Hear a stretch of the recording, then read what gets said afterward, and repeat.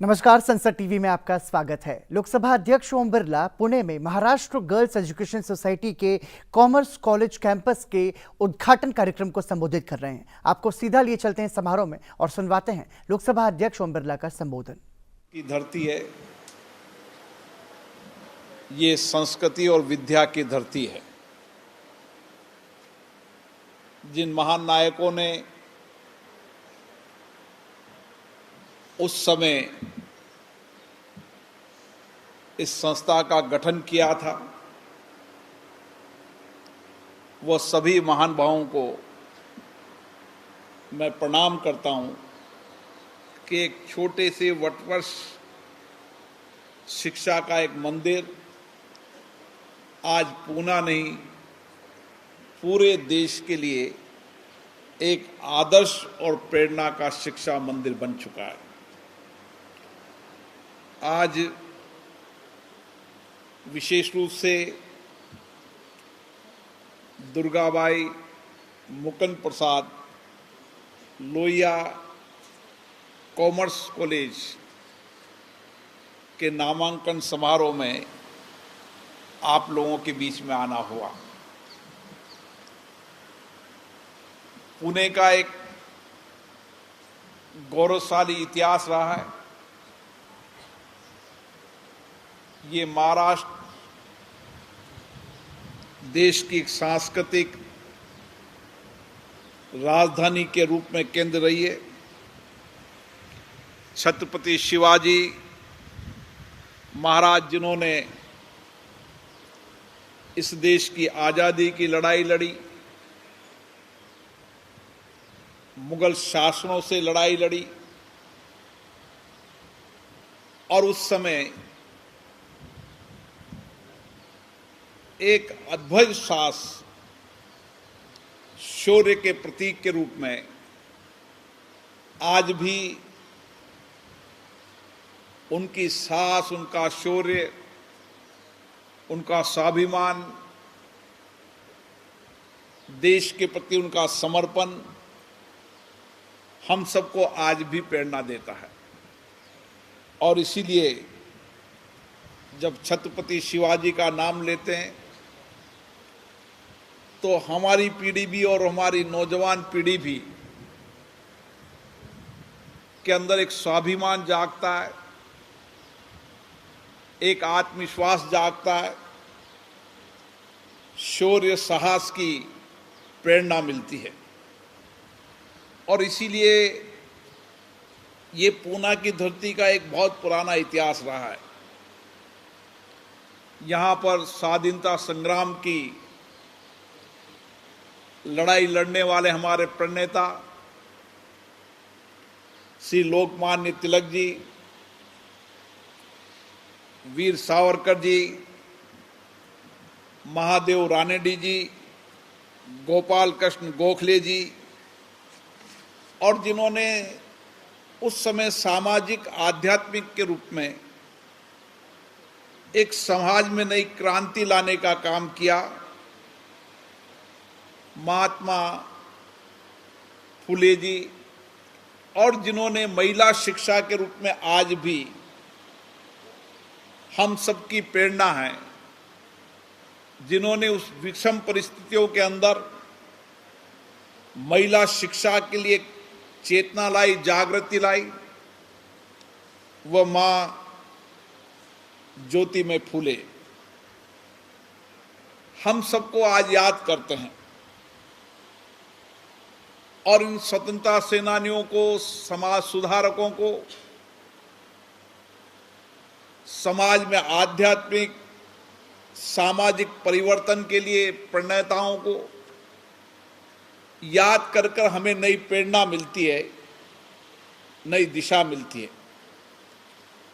और इसीलिए हमारे क्रांतिकारियों को, हमारे समाज सुधारकों को इस 75 साल की लोकतंत्र की यात्रा में हमारी पीढ़ी उन स्वतंत्रता सेनानियों से प्रेरणा लेकर देश और राष्ट्र से समर्पित भावना से काम कर कर इस राष्ट्र को विकसित राष्ट्र बनाने के संकल्प की ओर बढ़े।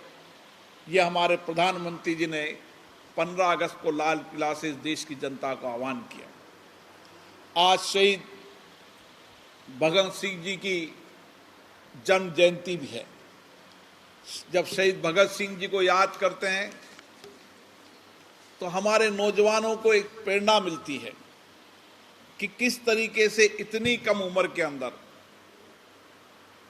शहीद भगत सिंह जी ने राष्ट्र के प्रति, देश के प्रति किस तरीके की स्वतंत्रता की मनोभाव स्थिति रही होगी, कितना उनका अटूट समर्पण रहा होगा इस देश के प्रति कि इतनी कम उम्र में उन्होंने बलिदान देकर इस देश की आजादी की एक नई दिशा देने का काम किया।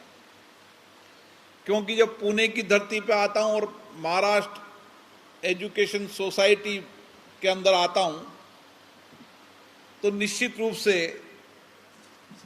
हमारी यहाँ के अध्यक्ष श्री रेखाताई पलसीकर जी ने बताया कि हमने किस तरीके से पुणे के अंदर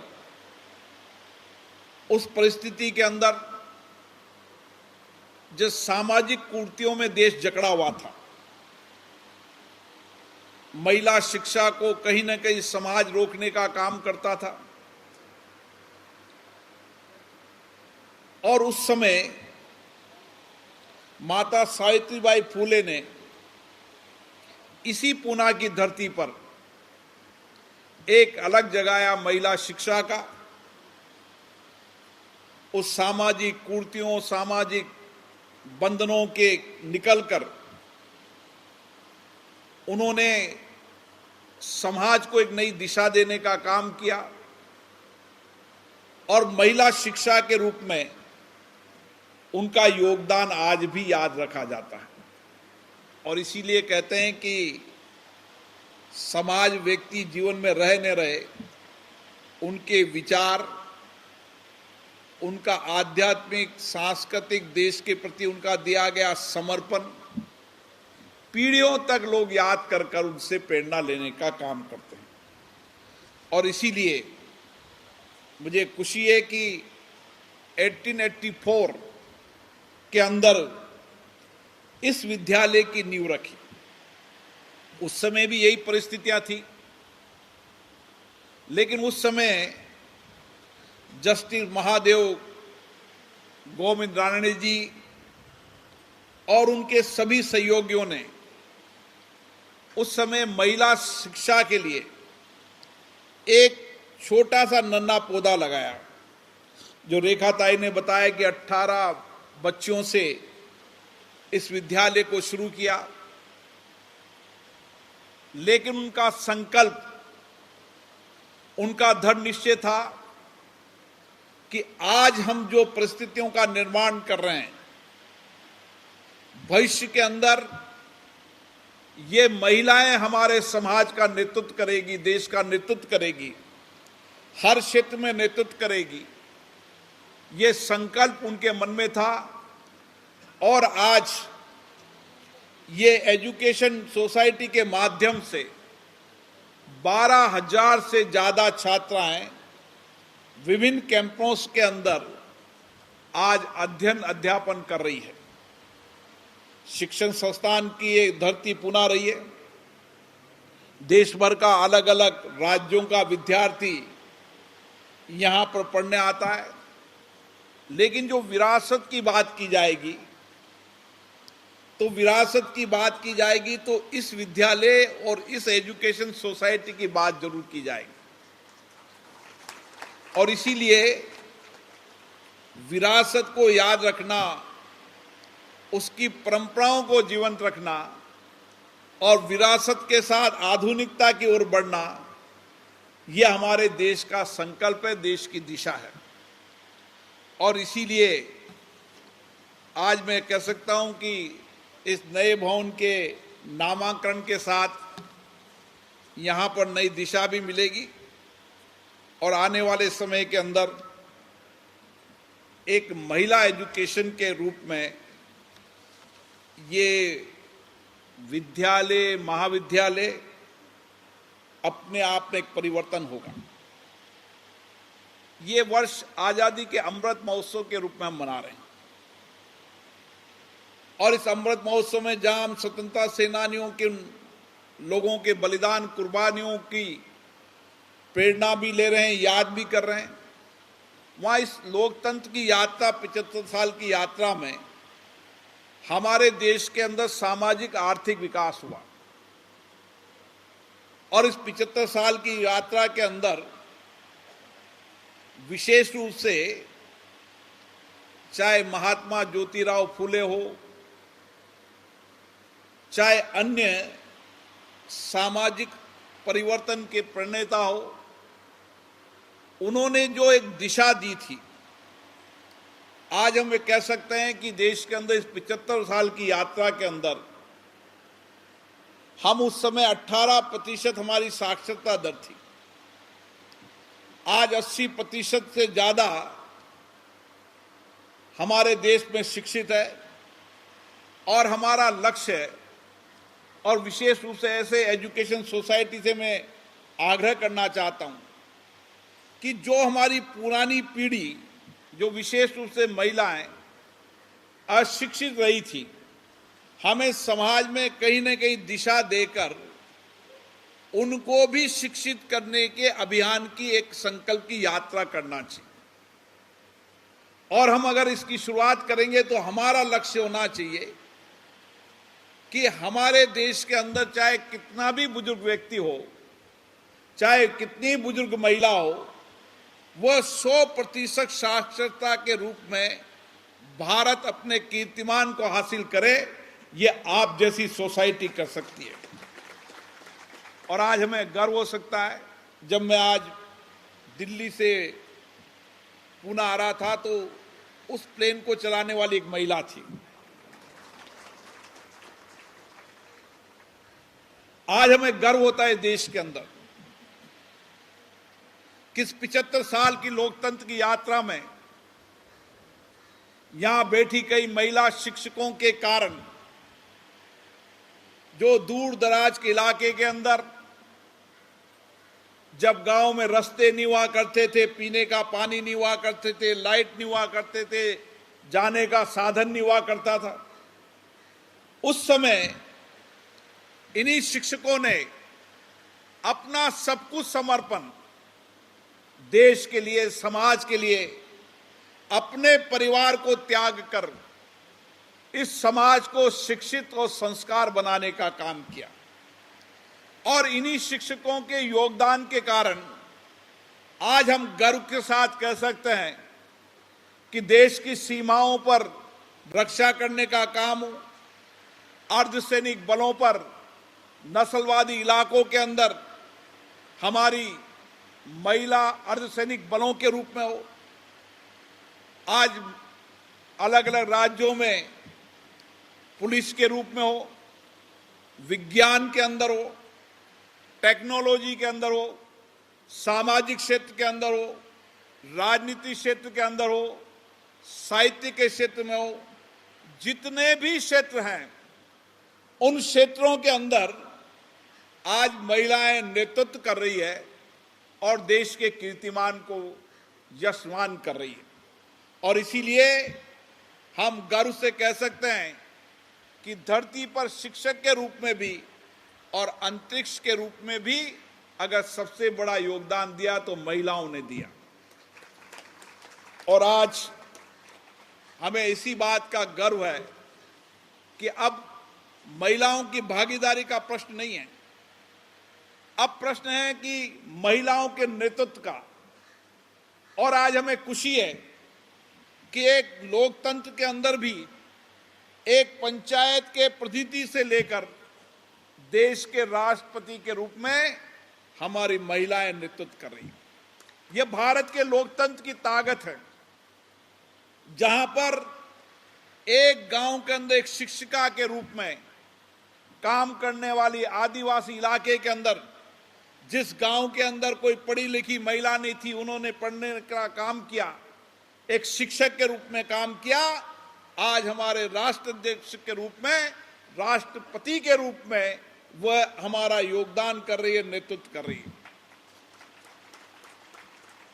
और इसीलिए हमारे लोकतंत्र में हमें गर्व होता है कि लोकतंत्र में हम क्या परिवर्तन करने की ओर दिशा में बढ़े, कि आज भारत के लोकतंत्र की इतनी ताकत है कि एक सशक्त नेतृत्व देश के अंदर है, जिन्होंने सामाजिक आर्थिक परिवर्तन के साथ, विज्ञान और टेक्नोलॉजी के साथ किस तरीके से हमारी विरासत, हमारी संस्कृति, हमारे आध्यात्मिक ज्ञान के साथ आधुनिक भारत के निर्माण की दिशा की ओर कदम उठाएं।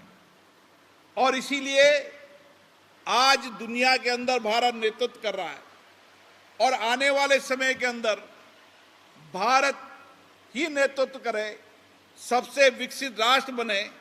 इसमें अगर सबसे बड़ा योगदान हो सकता है तो महिलाओं का हो सकता है।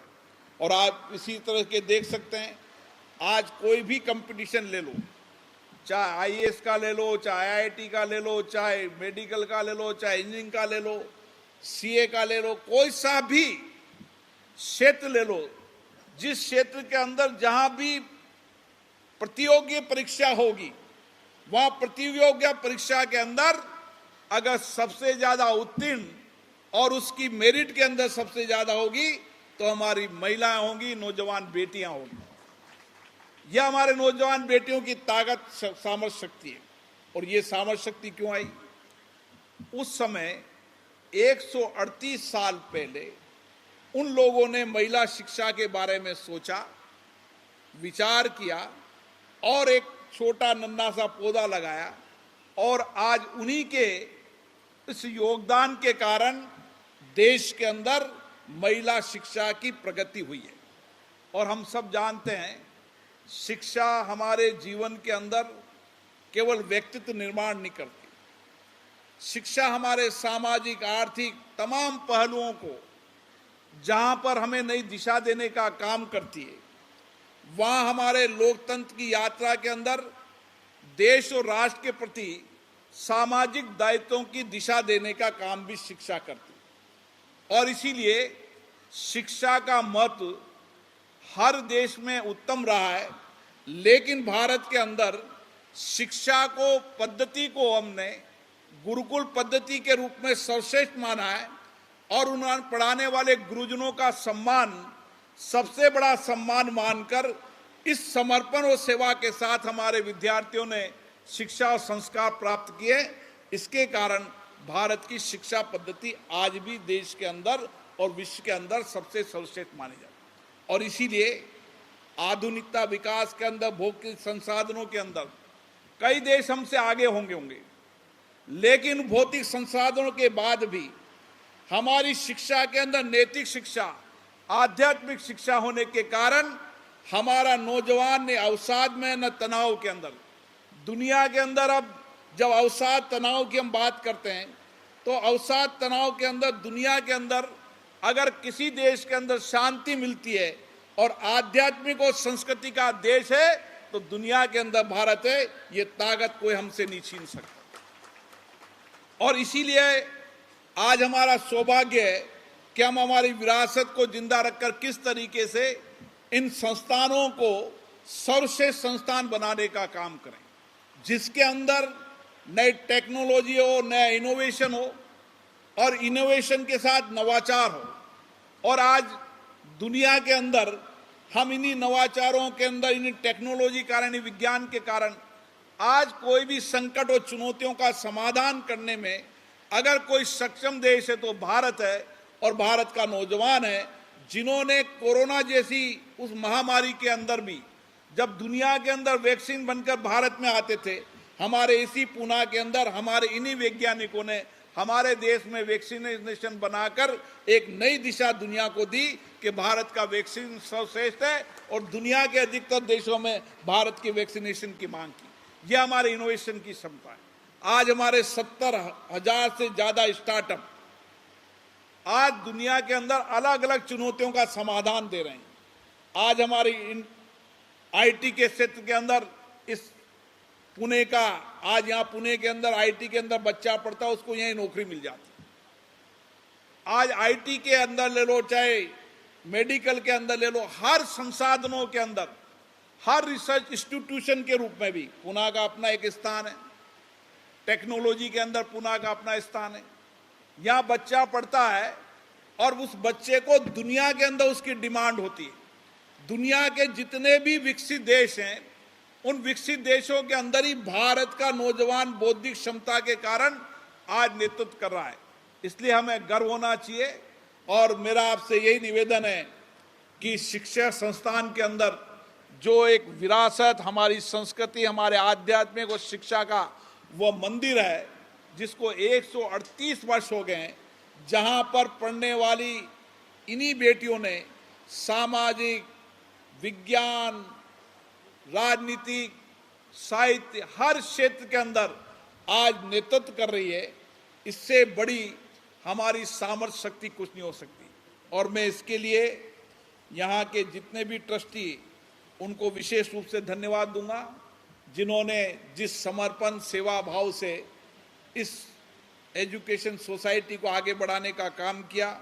विशेष रूप से मैं यहाँ पर पुरुषोत्तम लोहिया जी, माता जी दुर्गाबाई जी को और उनके पिताजी, जिन्होंने मुकुंद भन ट्रस्ट के नाम से एक सामाजिक सेवा के रूप में आने वाली लंबी सोच के तहत उन्होंने किस तरीके से शिक्षा के अंदर धर्मशालाएं बनाने, अस्पताल बनाने, ये सारे काम किए। ये हमारी एक सामाजिक ताकत है। सरकार अपना काम करती है, लेकिन समाज भी सामूहिकता के साथ काम करता है। इसलिए हर आपदा, हर चुनौतियों को लड़ने की सामर्थ्य शक्ति हमारी ज़्यादा है, क्योंकि हम समाज के सामूहिक नेतृत्व में विश्वास करते हैं। मुझे आशा है ये एजुकेशन सोसाइटी भी इस दिशा के अंदर काम करेगी और हमारी विरासत, हमारी संस्कृति को जीवंत रखते हुए आधुनिक शिक्षा के रूप में, नई टेक्नोलॉजी, नए इनोवेशन के रूप में ये महाविद्यालय कीर्तिमान हासिल करेगा। मैं पुनः यहाँ की अध्यक्षा श्री रेखा ताई जी को, हमारे पुरुषोत्तम लोहिया जी को, माताजी दुर्गाबाई जी को, और जिनके प्रयासों से मैं आया श्याम जाजू जी को और उषा ताई जी को, मैं सबको बहुत बहुत धन्यवाद देता हूँ। यहाँ सभी महिला शिक्षकों को जो समर्पण सेवा से काम कर रही हैं, जिनके कारण आज हमारी महिलाएं समाज के अंदर नेतृत्व कर रही है, उन सभी शिक्षकों को प्रणाम करता हूँ। अतिथियों को बहुत बहुत धन्यवाद। मैं आशा करता हूँ आने वाले समय में ये विरासत की ये संस्था अपने कीर्तिमान विश्व के अंदर बनाएगी और विश्व में हम बता सकते हैं कि इतनी पूरी संस्था और पब्लिक मैनेजमेंट के सबके सहयोग से किस तरीके से आगे बढ़ रही है। ये भी अपने आप में दुनिया का दिखाने का एक प्रमुख केंद्र होगा। आप सभी को बहुत बहुत धन्यवाद। जय हिंद। पुणे के महाराष्ट्र गर्ल्स एजुकेशन सोसाइटी के कॉमर्स कॉलेज कैंपस के उद्घाटन समारोह को लोकसभा अध्यक्ष ओम बिरला संबोधित कर रहे थे। इसी के साथ संसद टीवी की इस पेशकश में इतना ही। दीजिए इजाजत। नमस्कार।